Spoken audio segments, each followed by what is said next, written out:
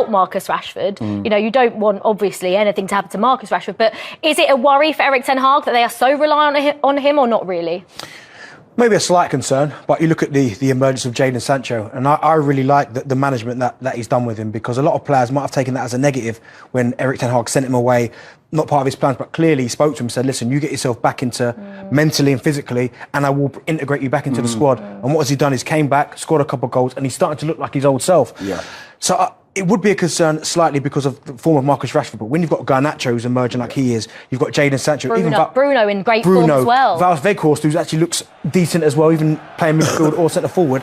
I think there are options there. So if you're Erik ten Hag, yes, you don't want anything to happen to him, but you have got other players that are scoring goals as well. So maybe it's not the end of the world.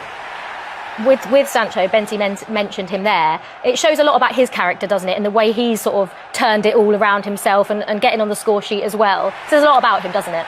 Yeah, and I think to what Ian said, I think when you've got a coach who can understand footballers better and also versatile players and realise that, right, we don't need to just force Sancho out on the wing because that's not the only place he can play.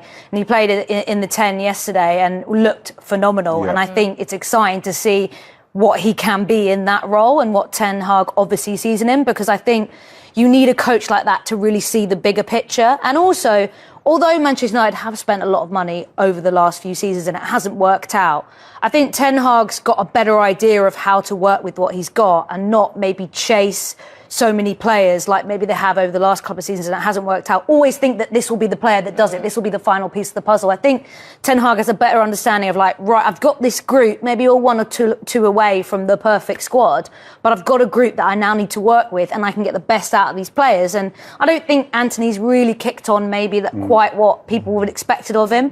But I think where the team are right now, I think people expect them to make a massive push for the title next season. I feel as well that they're just kind of, I have to say, they're a Harry Kane away from really kicking in for me, because like when you look at even Weghorst, yes, I've been very surprised with him coming off at a 9, going in 10, making things happen. But if that's the plan, then Harry Kane's the perfect person to do that, because like when you're looking at Rashford in that form, Garnacho with his pace, you know, if Anthony kicks in, you know, with everything what they've got going forward, with a proper number 9, Man United will be back, because with Lisandro Martinez, they're probably going to have to add to the centre-half situation as well.